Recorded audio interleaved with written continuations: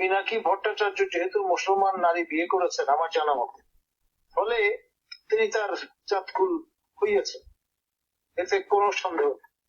আর যদি বলেন মুসলিম শরীয়ত মোতাবেক বিবাহের সময় আপনার অবশ্যই মুসলিম নারীকে হয় একজন মুসলমান ব্যক্তিকে বিয়ে করতে হবে, অথবা আপনার পিপল অফ দ্য বুকও যদি হন সেটা কিন্তু সিদ্ধ হবে না।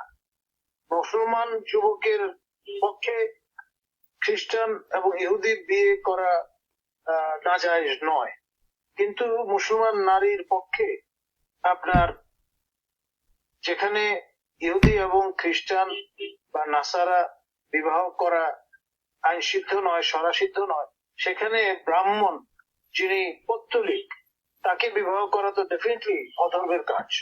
তো সেই জন্য আমার ধারণা রাবেন্দ্র মজুমদারের মতো তিনিও আপনার বিবাহের সময় কাগজে পত্রে মুসলমান হয়েছেন এবং তারপর বিয়ে করেছেন, যদি দেশের মধ্যে করে থাকে।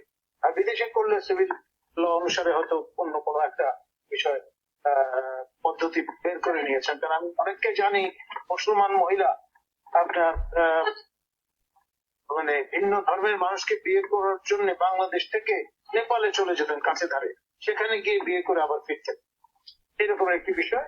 আদারওয়াইজ আইনে কিন্তু আগ থেকেই গেল। সুতরাং আপনার যে ভদ্রলোক পিনাকি ভট্টাচার্য নাম নিয়ে আমি দেখেছি যে তিনি অসংখ্য শো করেছেন, শেখ হাসিনাকে কাঁঠাল রানী উপাধি দিয়েছেন, তারপরে জয় বাংলাকে গালিতে রূপান্তরিত করেছেন, তার অনেকগুলো শো আমি শুনেছি এবং তিনি খুবই পপুলার, বিশেষ করে যারা দাড়ি টুপি রাখেন পরেন তাদের মধ্যে।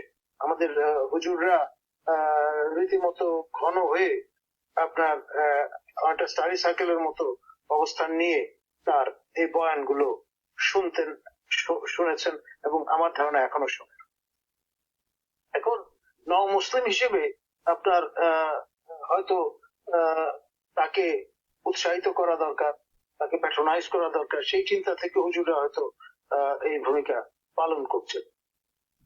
এখন নিশ্চিত করে বলা মুশকিল, আল্লাহ গায়েবুল আলিম, তিনিই জানেন যে আপনার পিনাকি ভট্টাচার্যের হৃদয় আপনার মোহর অঙ্কিত করে দেওয়া হয়েছে কিনা, না ইসলামের শোষিত ছায়ায় মুগ্ধ হয়ে তিনি পানি গ্রহণ করে বৈবাহিক সূত্রে ইসলাম ধর্ম কবুল করেছেন।